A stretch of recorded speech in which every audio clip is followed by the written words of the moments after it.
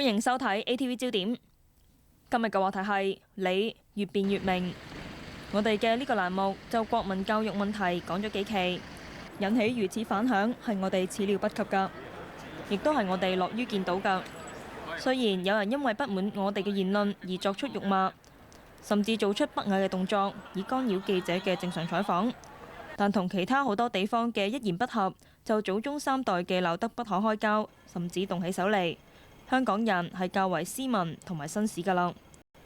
睇嚟100多年嘅港英殖民教育仲係好有佢正面價值㗎。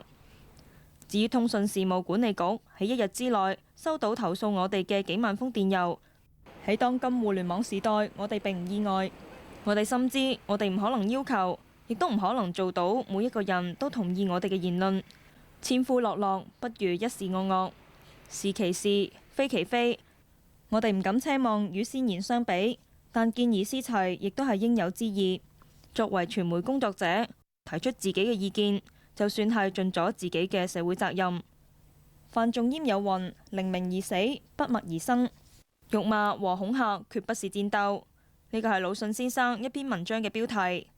佢喺呢篇文章之中話：戰鬥嘅作者應該注重於論爭，倘在私人，則因為情不可遏而憤怒而笑罵，自然也無不可，但必須終止於嘲笑，止於熱罵，而且要嬉笑怒罵皆成文章，令敵人因此受傷或致死，而自己並冇卑劣嘅行為，觀者也不以為污穢。